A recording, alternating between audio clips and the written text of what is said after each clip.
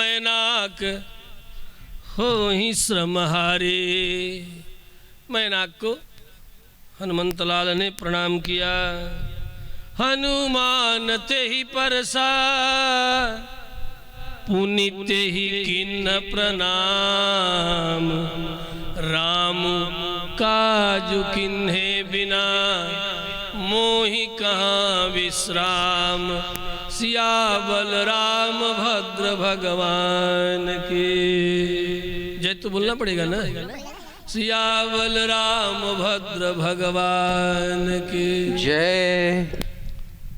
फिर देखा, कल कहा था कि आकाश में उड़ते हुए हनुमंत लाल को देवताओं ने देखा तो वे भी पुष्प वर्षण कर रहे हैं, पुष्प की वृष्टि। जब देखा मैनाक को सेवा के लिए प्रस्तुत होते तो देवताओं ने मैनाक की स्तुति की। धन्य हो मैनाक, धन्य हो।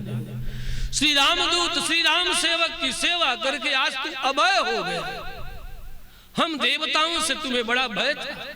इंद्र ने बहुत से पर्वतों के पक्ष को काट करके पक्षहीन बना दिया था, लेकिन आज देवता हम तुम्हें अमर बना रहे हैं, निर्भय बना रहे। सब देवताओं ने मैनाक की स्तुति भी की, प्रशंसा भी की और अपनी ओर से अभय प्रदान किया, निर्भयता प्रदान किया।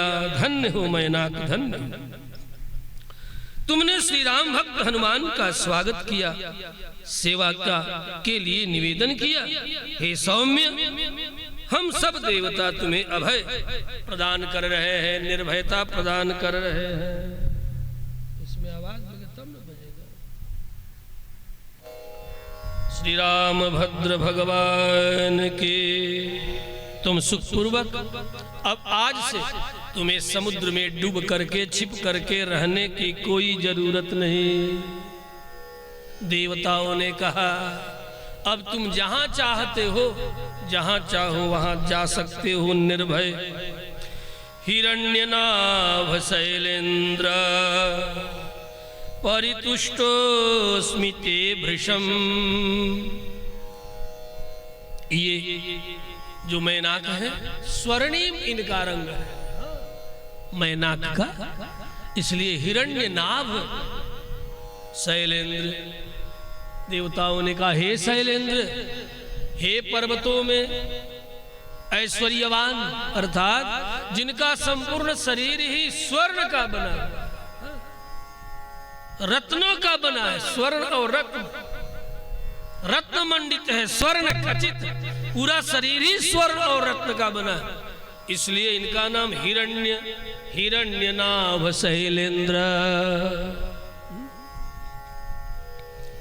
काश भारत वर्ष वालों को मिल जाते। अब मैनाक कहीं होंगे, जरूर समुद्र में ही होंगे। इसीलिए रत्न प्रसव करता है समुद्र। कहां से करता है? ये मैनाक के ही कुछ एक रत्न बिखर जाते हैं तो समुद्र किनारे पर ला करके थपेड़े मार लहरों से डाल देता है। बड़े विशाल पर्वत है। पृथ्वी पर जितने ऊंचे ऊंचे पर्वत हैं उससे अधिक ऊंचे ऊंचे पर्वत समुद्र की गहराइयों में भरे पड़े हैं। ये मत जानना कि हिमालय की माउंट एवरेस्ट से ऊंची, उससे अधिक ऊंची चोटी वाले पर्वत समुद्र के भीतर पड़े हुए हैं। श्री राम भद्र भगवान की। हम कहीं देखने थोड़े, हम तो शास्त्र पढ़ के कह रहे हैं, न कि आपका कोई हम विज्ञान पढ़ के कहते, मेरे शास्त्रों में लिखा है। 8 सूर्यों का वर्णन है। कश्यपादि, ये जो सूर्य है काश्यप, जो हमारे ब्रह्मांड के हैं, इसके अलावा और 7 सूर्य, उसके बाद फिर अनंत, वो अलग ही विषय है। देवताओं ने इन्हें अभय किया। हिरण्यनाभ शैलेंद्र परितुष्टोऽस्मि ते भृशम। अभयं ते प्रयच्छामि गच्छ सौम्य यथा सुखम। अब तुम जहां चाहो वहां निर्भय होकर के भ्रमण कर सकते हो, जा सकते हो, आ सकते हो। श्री राम की सेवा का प्रतिफल श्री राम भक्त की सेवा का प्रतिफल मैनाक को शीघ्र ही प्राप्त हो गया। यद्यपि कुछ किया भी नहीं, केवल संकल्प किया। राम भक्त की सेवा का संकल्प मात्र मैनाक ने किया और परिणाम जगत में सर्वत्र निर्भय हो गया देवताओं की ओर से। कोई भय न रहेगा, अब तुम्हें जहां मर्जी वहां अब तुम जा सकते हो। मैनाक को राम भक्त की सेवा का तत्काल फल प्राप्त हो गया। बंधुओं, तात्पर्य जो राम भक्तों की, हरि भक्तों की सेवा करता है, सेवा का संकल्प मात्र करता है, परमात्मा श्री हरि उसे अनेक प्रकार के धन धान्य समृद्धि जस कीर्ति प्रतिष्ठा से युक्त कर देते हैं। ये कथा हमें ये शिक्षा दे रही है। फिर इसके बाद देवता, गंधर्व, सिद्ध और महर्षियों ने सूर्य की तरह तेजस्विनी नाग माता सुरसा को हनुमान के बल, पराक्रम और बुद्धि का परिचय प्राप्त करने के लिए ये राम कार्य कर सकते हैं कि नहीं। क्योंकि यहाँ कह गए, हनुमान जी बोल गए, राम काज किन्हे बिना। तो सोचा सिद्ध, गंधर्व, महर्षियों ने कि जब इतनी इनके मन की भावना है कि राम काज किन्हे बिना मोहि कहाँ विश्राम, तो जरा इनकी बल पराक्रम की, बल बुद्धि की परीक्षा हो ले। हाँ, कहीं ऐसा न हो कि वहां गए और फंस जाए, तो पहले ही हम लोग सावधान कर देंगे। इसलिए नाग माता सुरसा के पास सब लोग गए और जाकर के निवेदन किया कि आप जाओ और जाकर के जरा हनुमान जी के बल और उनके पराक्रम की आप परीक्षा ले लो। देवी का ठीक है, आप लोग कहते हो ले लेता, ले लेते। चल पड़े। बलमिच्छा महे ज्ञातुम भूयश्चास्य पराक्रमम। क्योंकि जब तक हम लोग विश्वस्त नहीं हो जाएंगे तब तक इन्हें आगे की ओर बढ़ने न देंगे। हम लोग ये चाह रहे हैं कि कृतकार्य होकर के लौटे गंधर्व, सिद्ध, चारण, महर्षियों ने इस कार्य के लिए जा रहे, उस कार्य को सिद्ध करके लौटे। और यदि कहीं कोई और विघ्न हो, इनके बल पराक्रम के बलाबल की परीक्षा हो जाएगी, तो हम लोग सावधान भी कर देंगे कि देखिए जरा ये आपकी कमजोरी है, अपनी कमजोरियों को छिपा करके राम कार्य को आप करेंगे। थोड़ा जरूरत पड़े तो विश्राम कर लेंगे। आपने तो प्रतिज्ञा कर ले विश्राम नहीं करूंगा। राम काज किन्हे बिना मोहि कहाँ विश्राम। तो देवता इन्हें सावधान करने के लिए नाग माता सुरसा को समझा बुझा करके भेजा। कई कारण संत जन कहते हैं कि देखो परीक्षक को जरा कठोर होना चाहिए। परीक्षक, जो व्यक्ति परीक्षा लेता है, उसको कोमल नहीं होना चाहिए, कठोर होना चाहिए और निष्पक्ष भी होना चाहिए। अन्यथा वह परीक्षार्थी के प्रति न्याय न कर सकेगा। कोमल न हो, निष्पक्ष हो और न्याय कर सके, ये गुण परीक्षक में अवश्य होना चाहिए। और परीक्षार्थी से बल विवेक में अधिक हो या न हो, निरीक्षक अच्छा हो, निरीक्षक अच्छा हो, निरीक्षण करता रहे, सूक्ष्म दृष्टि संपन्न हो, अपनी सूक्ष्मेक्षिका से, सूक्ष्म दृष्टि से परीक्षार्थी को देखता रहे, उसके हर जो एक्टिविटी है, क्रियाशीलता है, उस पर दृष्टि रखे। सुरसा नागों की माँ है जैसा कहा, नागों का आहार मुख्य रूप से वायु है, वैसे दुग्धादि सब कुछ वे शाकाहारी भी है। और हाँ, श्री हनुमंत लाल वायुपुत्र है और नागों का आहार वायु पान करते हैं, और भी बहुत कुछ लेकिन वायु पान करते हैं। और श्री हनुमान जी वायुपुत्र हैं, जरा सूत्र समझें। दूसरी बात, नाग माता कठोर हृदय वाली होती है। सर्पों की माँ जो सर्पिणी है वह कठोर हृदय वाली होती है। जब वह अंडा देती है तो अंधी हो जाती है, प्रायः आंखों से कम दिखाई पड़ता है, और नहीं तो सर्पों से जगत भर जाए। उस स्थिति में पहचान नहीं पाती और अपने ही बहुत से अंडों को चट कर जाती है, इसलिए कठोर हृदय वाली भी है। सर्पों की माँ का एक नाम है पुत्रादिनी, अपने ही पुत्रों को अंडों को खाने वाली। पुत्रार्दिनी सर्पिणी। यही कारण है कि भेजा सुरसा विकराल राक्षसी का रूप धारण करके हनुमान जी को मार्ग में घेर करके खड़ी हो गई और बोली, हे हनुमान,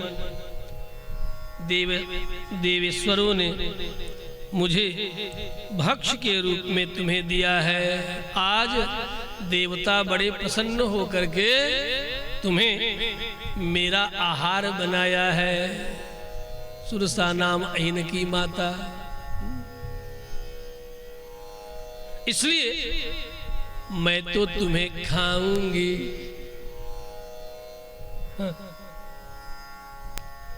ऐसा करो कि तुम स्वतः मेरे मुख में आओगे कि मैं पकड़ करके खाऊं, क्योंकि देवताओं ने मुझे नियुक्त किया है कि जाओ जाओ जाओ, एक बड़ा सुंदर कांचन में बंदर जा रहा है, बड़ा स्वादिष्ट होगा, देख लो, हाथ फेर लो, तुम भी बहुत दिनों से भूखी हो। इसलिए अब तुम ही सोचो कि तुम स्वतः मेरे मुख में आ जाओगे कि मैं पकड़ करके मुख में रख लूं, खा लूं। अहम त्वाम भक्षयिष्यामि, सीधे अपना मनो भाव सुरसा ने बता दिया। अहम त्वाम भक्षयिष्यामि, मैं तुझे खाऊंगी। प्रविशेदम ममाननम, इसलिए उचित तो ये क्योंकि अब तुम जा तो सकोगे नहीं, अब तुम निर्णय करो कि अच्छी मृत्यु चाहते हो मेरे मुख में स्वतः प्रवेश करके, कि मैं तुझे पकड़ करके कचूमर निकाल करके मड़ोर करके अपने मुख में पकड़ करके चबा जाऊं। अब तुम्हें निर्णय करना। अहम त्वाम भक्षयिष्यामि प्रविशेदम ममाननम, इसलिए हे हनुमान, उचित तो यही है कि यदि सुगम सरल सुखपूर्वक मृत्यु चाहते हो, आराम से तुम मेरे मुख में आ जाओ। श्री हनुमान जी ने कहा, पहला ही शब्द हनुमान जी का, हे माता, हे मां, यदि देवताओं ने आपको भोजन दिया है तो मैं भी, हे माता, श्री राम कार्य करने जा रहा है, और श्री राम जी का कार्य तो देवताओं का ही कार्य है। यदि आपको देवताओं ने भेजा है, देव कार्य के लिए आप आई हो, तो मैं भी देव कार्य के लिए ही जा रहा हूं, क्योंकि राम का अपना कोई कार्य नहीं है, वे भी देवताओं के कार्य को सिद्ध करने के लिए ही लगे हुए हैं। आपको तो चाहिए मेरी सहायता करना, क्योंकि आप तो श्री राम के ही शासन में रहती हो। यदि आप देवताओं की आज्ञा से आई हो तो देवता भी श्री राम भद्र से अपना कुशल चाहते हैं, सुख चाहते हैं। तस्याः सकाशं दूतो गमिष्ये राम शासनात् कर्तुमर्हसि रामस्य साह्यं विषयवासिनी।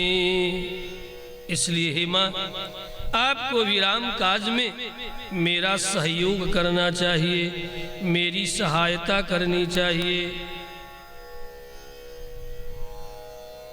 अथवा दूसरा भाव, हे माँ, हे माता, इस समय तुम मुझे खा सको या न खा सको, परंतु श्री राम कार्य करके श्री सीता जी का समाचार प्रभु को सुना करके मैं स्वयं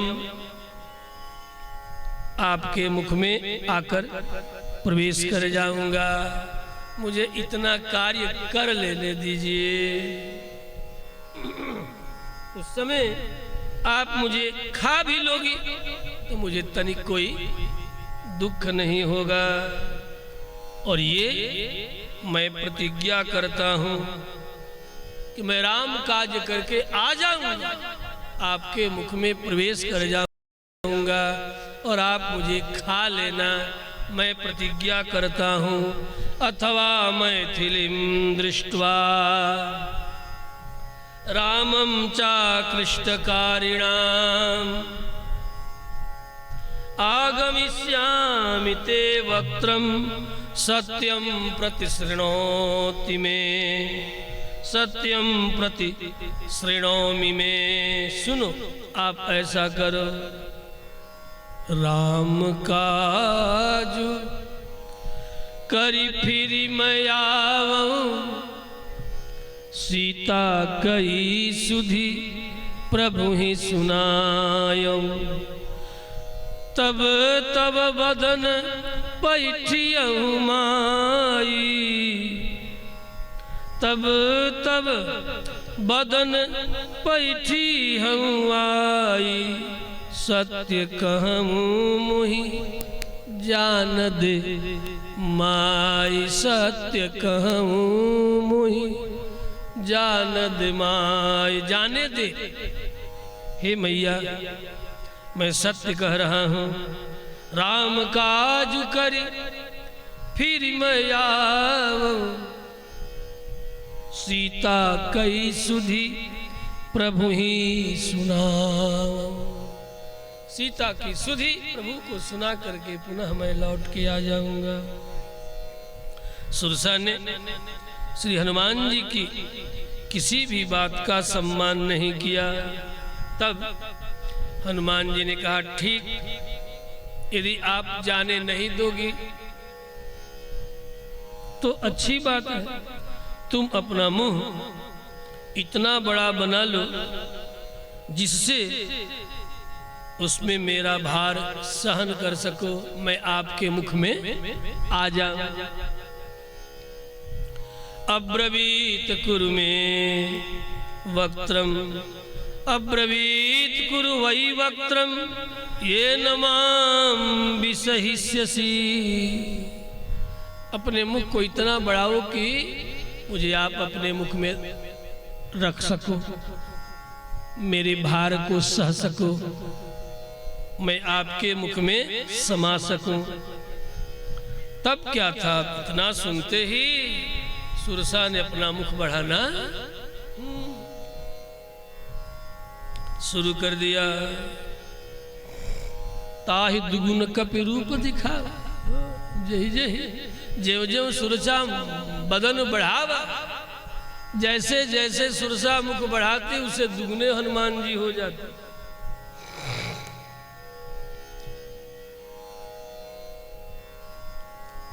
इस तरह बढ़ते चले जा रहे हैं। 10 योजन का मुख बनाया, हनुमान जी 20 योजन के हो गए। इस तरह बढ़ाते चले जा रहे हैं। सुरसा ने खाने के लिए अपना मुख बढ़ाती चली जा रही है और हनुमान जी उससे अधिक बढ़ते चले जा रहे हैं। वह अपना मुख बढ़ाती गई और श्री हनुमान जी भी अपना शरीर बढ़ाते गए। 16 योजन मुखते ठयव, तुरत पवन सुत 32 भयव।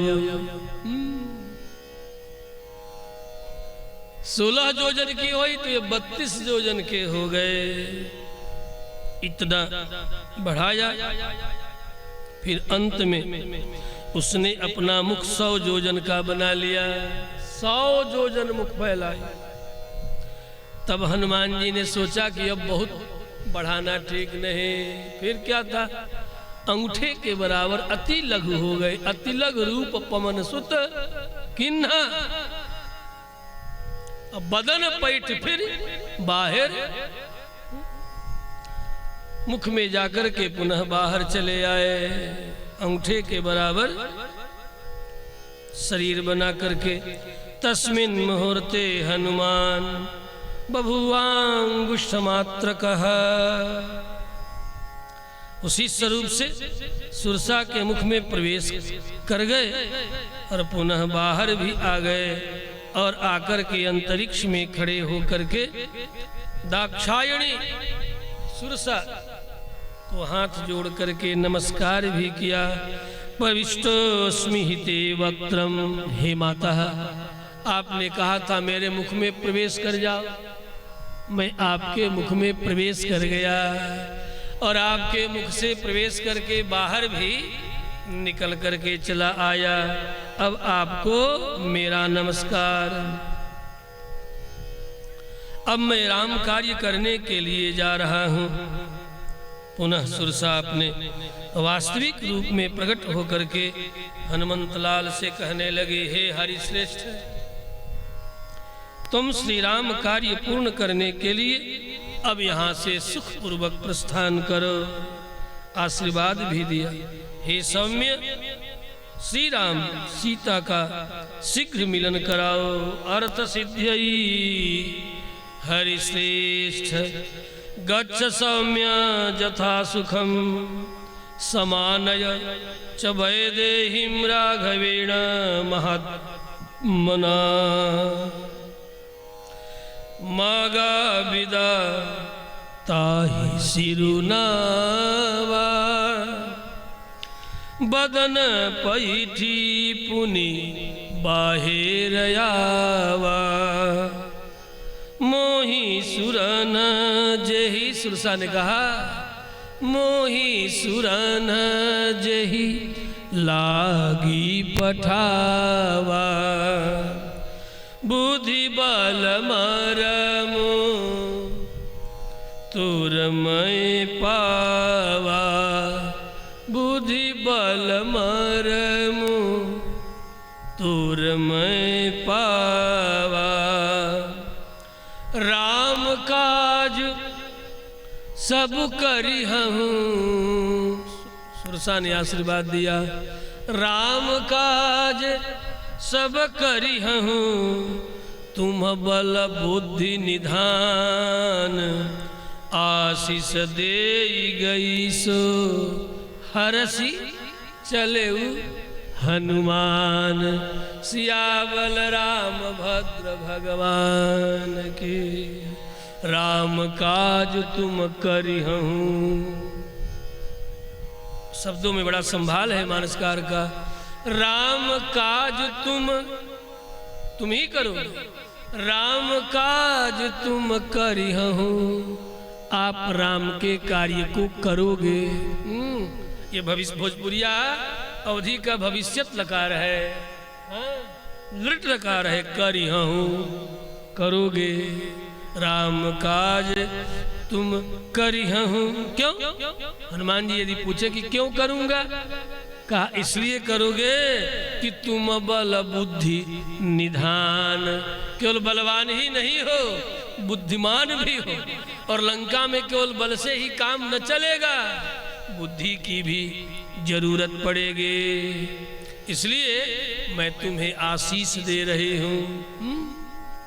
आशीष दे गई सो हरसी चले हनुमान। जाकर देवताओं को, गंधर्व किन्नर देवताओं सबको सुनाया कि हनुमान जैसे मनोजव है, मनोवेग वाले हैं, उसी तरह वे बलशाली भी हैं, बलशाली ही नहीं परम बुद्धिमान है। देवताओं तनिक भी आप सब संदेह मत करो कि हम सब देवताओं का कार्य सिद्ध होगा कि नहीं, वे राम काज करेंगे कि नहीं, आपको संदेह करने की कोई जरूरत नहीं है। कपिश्रेष्ठ श्री हनुमान जी की अत्यंत इस दुष्कर कार्य को देख करके सभी प्राणियों ने, जो भी आकाश मार्ग में देवता जन इस लीला का दर्शन कर रहे, वे सब के सब हनुमान जी को साधुवाद दे रहे हैं। साधु साध भीति भूतान प्रशंस तदा हरे, सबने साधु साधु कह करके इनकी प्रशंसा की। फिर हनुमान जी यहाँ से गरुड़ के समान वेग से आकाश में आगे बढ़ने लगे। श्री राम जय राम जय जय राम, श्री राम जय राम जय जय राम, श्री राम जय राम जय जय राम, श्री राम जय राम जय जय राम। आगे अभी कुछ ही दूर आगे बढ़े हैं, तब तक एक और राक्षसी अपना कुचक्र करना आरंभ कर दे। जगामा का समावेश्य वेगेन गरुडोपमः, ये कौन है? कहा सिंहिका नाम राक्षसी का, सिंहिका चली आई। ये राक्षसी है, ये तो नाग माता थी और ये खास राक्षसी है। अपना रडार लगा करके आकाश में और छिप करके बैठती है। करिमाया खग के नभ के खग गहाई, माया करके मतलब अपने यंत्रों के द्वारा, अपने यंत्र की माया के द्वारा आकाश मार्ग से जो भी पक्षी के तरह जाए उनकी छाया को पकड़ करके स्तंभित कर देते, गति को अवरुद्ध कर देते। वैसा ही सिंहिका ने पुनः हनुमान जी के साथ चाल चल गई, माया कर गई, हनुमान जी की छाया को पकड़ लिया और पकड़ करके इनकी गति को स्तंभित कर दिया, रोक दिया, ठहरा दिया। तब श्री हनुमान जी को वानर राज सुग्रीव का वचन स्मरण आया। छायाग्राही महावीर्यम तदितम नात्र संशय, क्योंकि सुग्रीव ने मार्ग का निर्देश करते समय ये बताया कि देखो हनुमान, जब वहां जाओगे 100 योजन समुद्र को जब पार करने लगोगे तो उसमें एक छायाग्राही राक्षसी निवास करती है, उससे बच करके जाना। ये पहले कह आए हैं श्री सुग्रीव जी महाराज। तो सुग्रीव जी महाराज के वचन का स्मरण कर रहे हैं श्री हनुमंतलाल। कपिराज्ञा यथाख्यातम सत्वमद्भुत दर्शनम, जैसा सुग्रीव ने कहा था वैसा ही, अरे इस मायाविनी ने तो मेरी छाया को पकड़ करके मुझे रोक लिया, मुझे खींच लिया। छायाग्राही महावीर्यम तदिदम नात्र संशयः, जैसा महाराज सुग्रीव ने कहा था उनकी बात सत्य हो गई, इसने हमारी छाया को पकड़ लिया। तो क्या करते? श्री हनुमान जी ने भी अपने विशालकाय शरीर से सिंहिका के फैले हुए विकराल मुख में सोचे कि चलो चलता, उसके मुख में गिर गए। गिरने का नाटक किया, बस बस बस बस आ गए।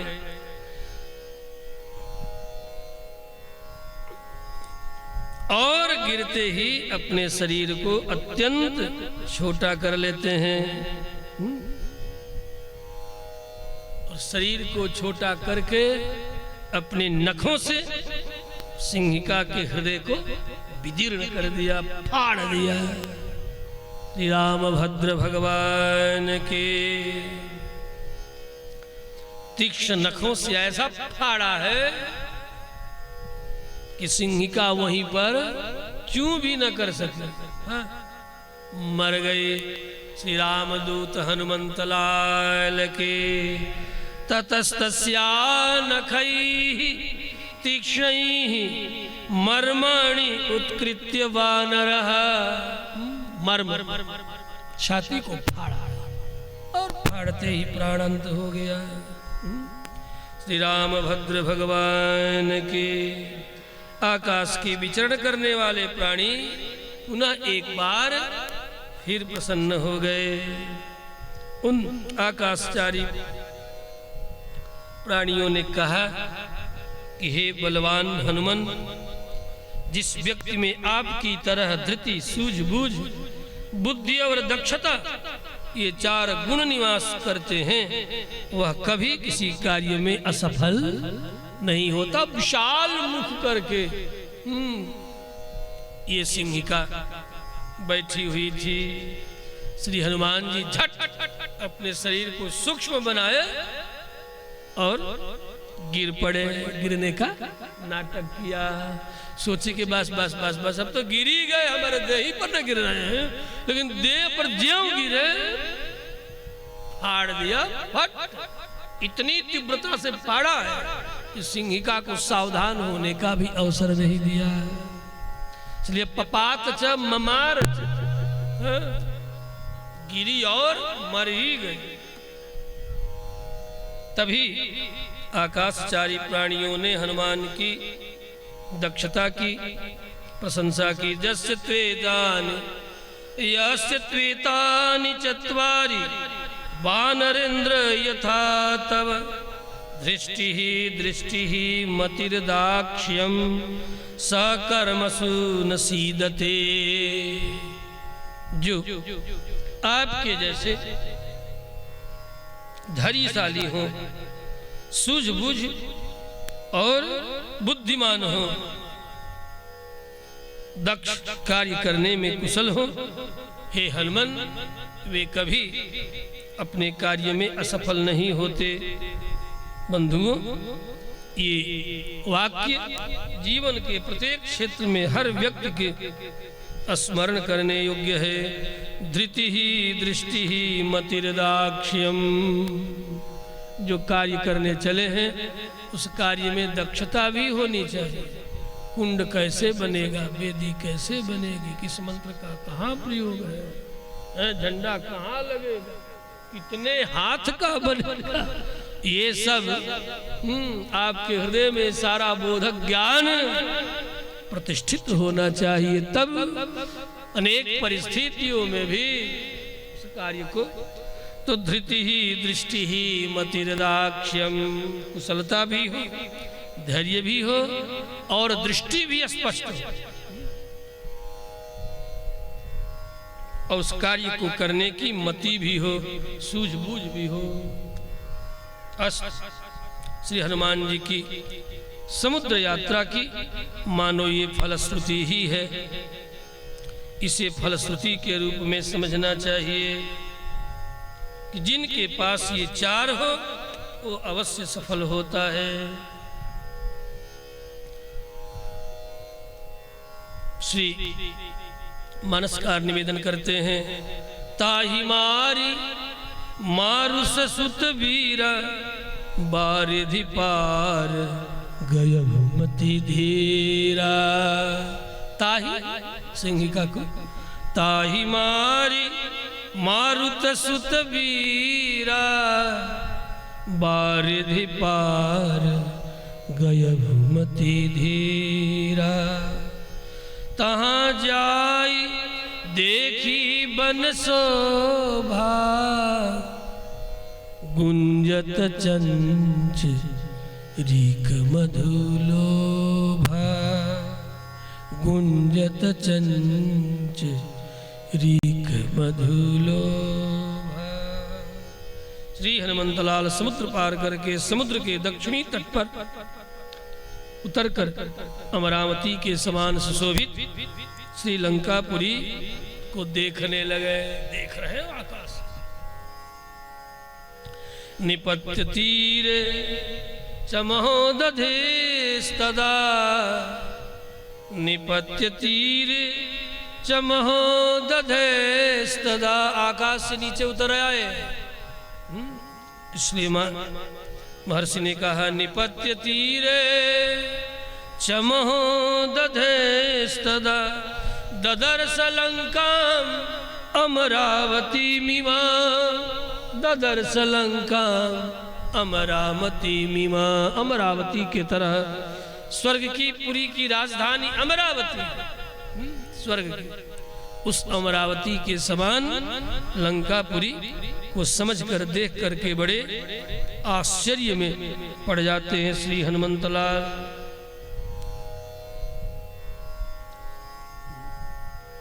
जहां ये उतरे हैं वो कोई और नहीं है, त्रिकुटाचल पर्वत है, जहाँ की समुद्र का किनारा लगता है, त्रिकुटाचल है। लंकापुरी को यहीं से निहार रहे हैं, चारों ओर से देख रहे हैं। फिर उस समय वहां के वृक्षों से फूल झटझट करके उनके ऊपर गिर भी रहे हैं। ऐसा ज्ञात होता है कि मानो ये त्रिकुटाचल पर्वत पर जमे हुए जो वृक्ष हैं ये भी आज देव कार्य के निमित्त श्री हनुमंत लाल का स्वागत कर रहे हैं। साथ ही मानो इन वृक्षों ने अपने पुष्पों का वर्षण करते हुए कह रहे हैं कि हे हनुमान, आपका स्वागत तो लंका निवासी करेंगे नहीं, हम ही आपका। आप यहाँ आए, पहले बार आए, आज तक कभी नहीं, अब प्रथम आपका आगमन लंका में हुआ। लेकिन आपके जैसे महावीर बुद्धिमान जितेंद्रिय व्यक्ति लंका में आया, ये लंका की शोभा, लंका का सौभाग्य। लेकिन हाय रे लंका निवासी, ऐसे महापुरुष का स्वागत करने का सौभाग्य प्राप्त होकर के सौभाग्य दरवाजे पर आकर के खड़ा है, फिर भी सौभाग्य का तूने सम्मान नहीं किया। चलो हम ही कर देते हैं, कम से कम हम वृक्षों की परंपरा तो अमर हो जाएगी। आपकी कृपा से हम वृक्ष का शरीर पाकर के भी हम धन्य हो जाएंगे आपका स्वागत करके। इन्हीं भावनाओं से युक्त होकर के वृक्षों ने झरझर झरझर इनके सिर के ऊपर पुष्पों की बरसात की है। मानो ये कहते हुए ये लंका निवासी तो आपका स्वागत करने वाले नहीं, हम ही आपका स्वागत कर दे रहे हैं। उस समय श्री हनुमान जी पुष्पों के द्वारा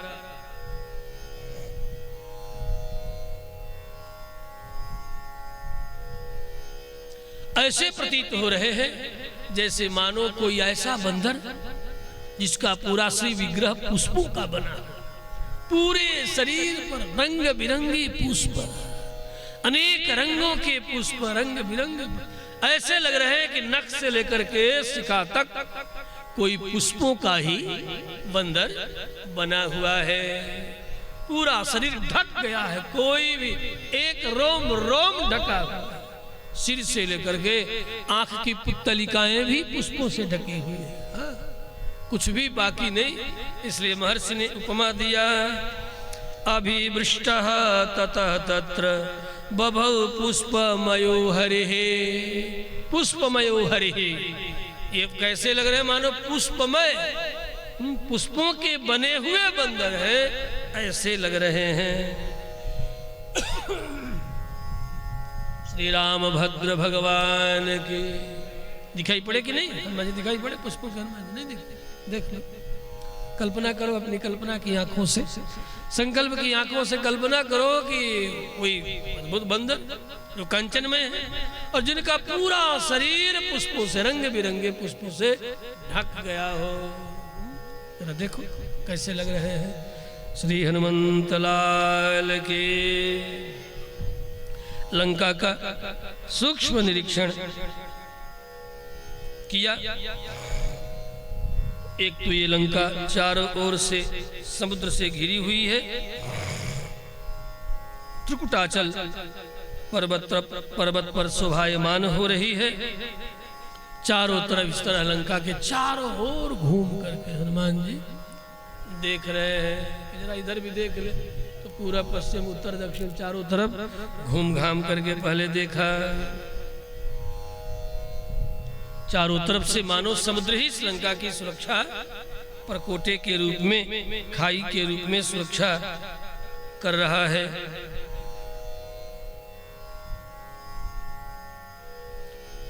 खाई सिंधु गभीर यति चारिहु दिशि फिरियाव। चारों तरफ घूमा और चारों ओर पाया कि लंका के चारों ओर समुद्र से ये लंका नगरी घिरी हुई है, प्रकृति के द्वारा भी सुरक्षित है। दूसरे विशाल बलवान भयंकर राक्षसों का कड़ा कड़ा बड़ा कठोर पहारा है। तीसरे रावण जैसे लोक रावण सारे जगत को रुलाने वाला शत्रु के द्वारा सुरक्षित भी है। अतः लंका की महती सुरक्षा देख करके श्री हनुमान जी विचार करने लगे, अब मैं क्या करूं, कैसे प्रवेश करूं भीतर। तस्यास्य महतीम गुप्तीम सागरम च निरीक्ष्य सह रावणं च रिपुं घोरं चिंतयामास वानरः। एक तो चारों तरफ से अत्यंत सुरक्षित है, समुद्र के परकोटे चारों तरफ खाइयों से घिरी हुई है। दूसरे रावण जैसे दुर्दांत जगत को रुलाने वाला यहाँ का संरक्षक है। बड़े बड़े महावीर अपनी वीरता और धैर्य के साथ लंका की सुरक्षा में लगे हुए हैं। ऐसी लंका नगरी में मैं कैसे प्रवेश करूं और प्रवेश करके जनक नंदिनी जानकी को खोजूं। श्री हनुमान जी ने सोचा, विचार किया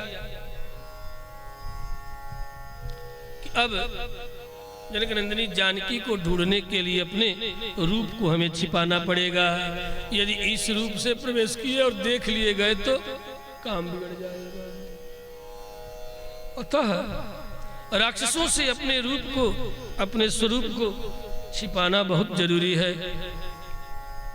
दूसरी बात, यदि मैं दिन में प्रवेश करूं तो जरूर किसी न किसी राक्षस की दृष्टि पड़ ही जाएगी। इसलिए दिन तो कहीं गंवाना होगा, दिन तो कहीं छिप करके गुजारना होगा, जिससे कि कोई हमें देख न सके। और जब रात्रि उतर आएगी तो उसी रात्रि के अंधेरे में सबसे छिप करके मैं जनक नंदिनी जानकी का खोज करूंगा। ऐसा रूप बनाऊं जिस रूप को सामान्य आंखों से कोई जल्दी देख न सके, आंखों से देखा न जा सके, ऐसा रूप मैं धारण करूं। केवल कार्य के द्वारा ही मेरे होने का कोई अनुमान करे, मेरे शरीर के द्वारा कोई मेरे होने का अनुमान न कर सके। यहाँ कोई आया था और अपना कार्य करके चला गया, बस इतना ही कोई समझे, मुझे देख न सके। यही सोच करके हनुमान जी ने विचार कर लिया कि ऐसा ही करूंगा। यहाँ कोई आया था, बस इतना ही लोग समझे और इसमें अपना कार्य मैं संपन्न करूंगा। लक्ष्यालक्ष्येण रूपेण रात्रौ लंकापुरी मया प्राप्त कालम प्रवेष्टुं मे कृत्यं साधयितुं महत्। ये महान कार्य है। जनकनंदिनी जानकी का पता लगाना राम कार्य है। इस महान कार्य को सिद्ध करने के लिए वह सब कुछ करूंगा जिससे कि ये कार्य सिद्ध हो सके। अतः सूर्यास्त होने पर श्री हनुमान जी ने अपने शरीर को छोटा बना लिया। यहाँ पर कुछ लोग कहते हैं कि मशक समान रूप कपिधौरी। मशक का कई अर्थ है। मशक का अर्थ बिल्ली भी है और मशक का अर्थ मच्छर भी है।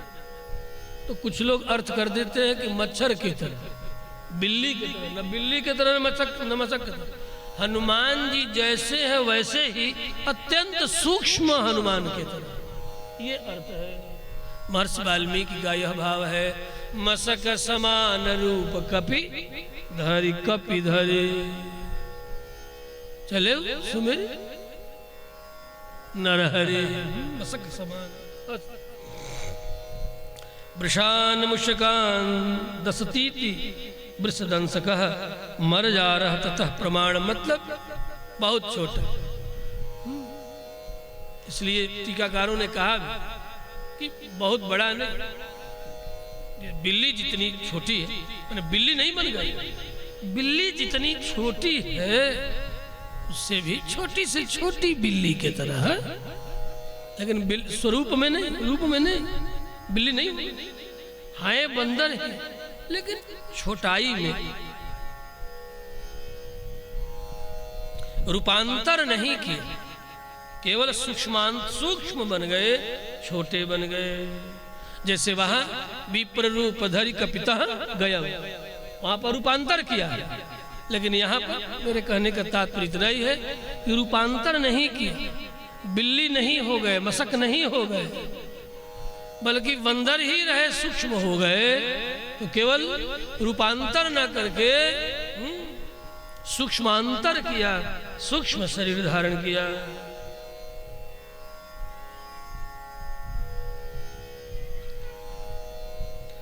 तात्पर्य, बिल्ली के बराबर बंदर का रूप धारण करते हैं। इसी भाव को समझाने के लिए गोसाई जी ने कह दिया, मशक समान रूप कपि धरि।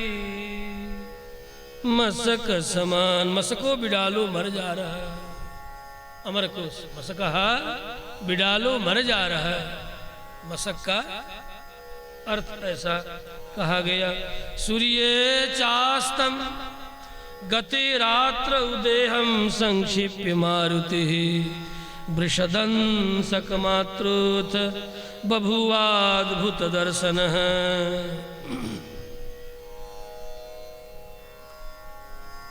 ऐसा रूप श्री हनुमंतलाल ने बनाया। भगवान भी जब लोक कल्याण के लिए रूप धारण करते हैं तब अद्भुत दर्शन हो जाते हैं। इसलिए श्री हनुमान जी भी राम कार्य के लिए जब रूप बनाया तो ये भी बभूव अद्भुत दर्शन, ना भूतम अद्भुतम, जो आज तक नहीं हुए थे कभी, वैसा रूपांतर, वैसा सूक्ष्मांतर किया, वैसा अपना छोटा रूप बनाया। तमद्भुतम बालकमं भुजक्षणम, भगवान भी अद्भुत रूप धारण करते हैं तो हनुमान जी भी अद्भुत रूप धारण कर रहे हैं। कहने का तात्पर्य महर्षि का है कि भले मैं वर्णन कर रहा हूं उन्होंने कैसा रूप धारण किया, इदम इत्थम, ऐसा ही रूप उन्होंने धारण किया, ये कहना बड़ा कठिन है। इसलिए कहा बभुवा अद्भुत दर्शन, अद्भुत दर्शन, न भूतम अद्भुतम, जो आज तक रूप नहीं बनाया था वैसा छोटा रूप श्री हनुमंतलाल ने बनाया कि कोई देख के जान न सके, अरे ये बिल्ली है कि बंदर है कि मूस है कि चूहा है, क्या अद्भुत का यहाँ ये तात्पर्य है। ये कौन सा जीव है, लोग देख के आश्चर्य में पड़ जाए और आश्चर्य में पड़ करके उपेक्षा कर दे। और जब जब ये उपेक्षा करेंगे मेरा काम बनता जाएगा। इसलिए बभुवा अद्भुत दर्शन, तात्पर्य ऐसा प्राणी जो लंका में है ही नहीं, ऐसा अद्भुत, अथवा ऐसे प्राणी का रूप धारण किया कि पूरे भूमंडल में है ही नहीं, तो लोग आश्चर्य में पड़ जाए और आश्चर्य पड़ करके नजरअंदाज कर दे। इसलिए कहा वृषदंशक मात्रोथ बभुवाद्भुत दर्शन। कई भाव संतों ने अभिव्यक्त किया इस संदर्भ में, जैसे भगवान अद्भुत रूप निहारे, तमद्भुतम बालकमं भुजक्षणम चतुर्भुजम शंख गदायुधायुधम। अब किसी मनुष्य के, मानवी माँ के पेट से 4-4 भुजा वाला जन्म लेते ही ऐसा बालक जन्म ले जिसके अंग प्रत्यंग से रोशनी प्रकाश बिखर रहा है, उतना ही नहीं, शंख चक्र गदा पद्म भी हो, शरीर पर नाना प्रकार के आभूषण भी हो, वस्त्र भी हो, लोग कितने आश्चर्य में पड़ जाएंगे।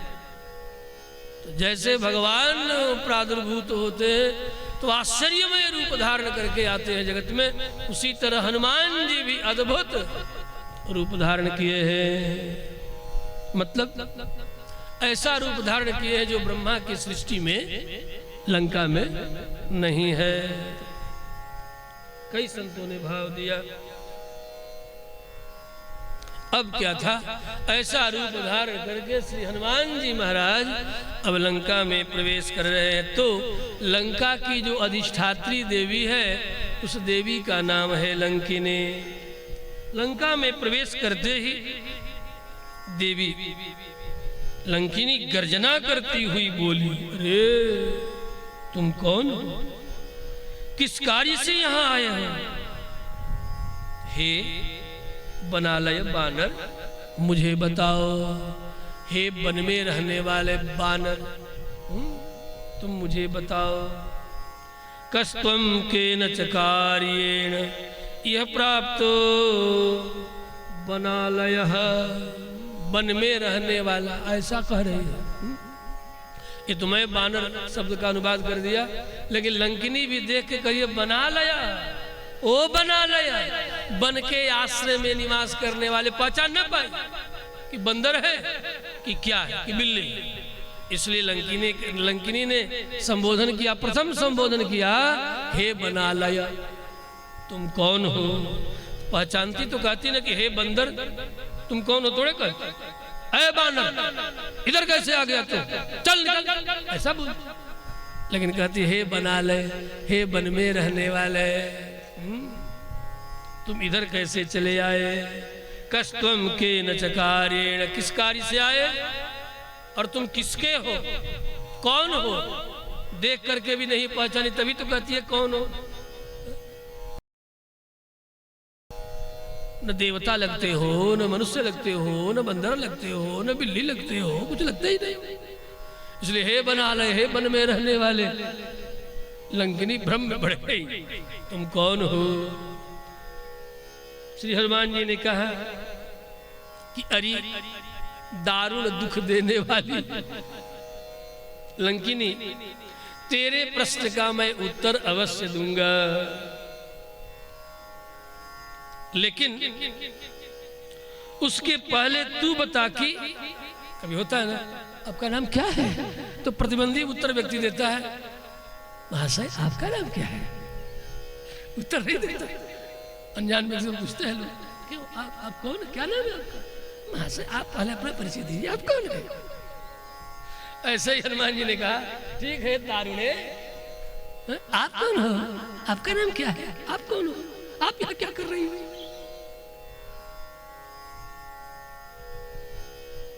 तू बता, तू कौन है? तेरी आंखें बड़ी बड़ी भयंकर, नगर द्वार पर खड़ी खड़ी तू क्या कर रही है? यहाँ क्यों,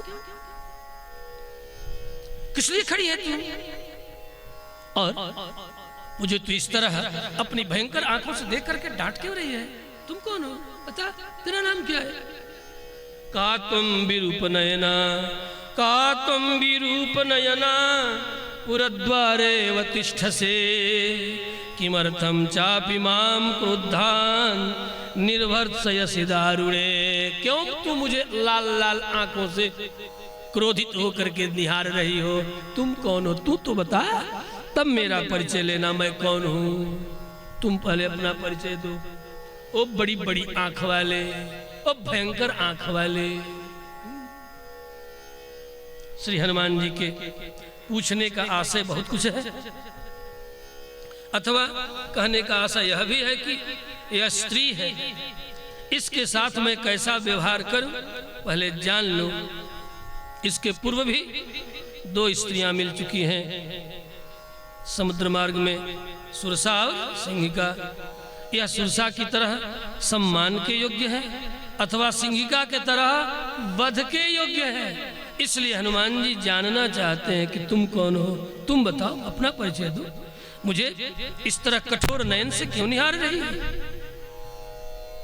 निर्णय करने के लिए कि सम्मान के योग्य है कि वध के योग्य है। इसलिए हनुमान जी पूछ रहे हैं तुम कौन हो। लंकिनी ने कहा हे बनालय,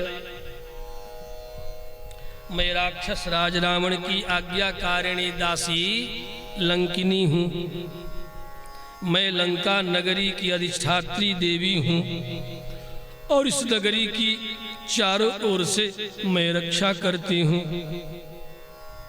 इसीलिए मैं रक्षिका होने के कारण सबसे इसी तरह कठोर वाणी में ही प्रश्न करती हूँ, भर्त्सना करके प्रश्न करती हूँ, डांट करके पूछती हूँ तुम कौन हो। मैं किसी से भी सीधे मुंह बात नहीं करती हूँ। अहम हि नगरी लंका स्वयमेव प्लवंगम सर्वतः परिरक्षा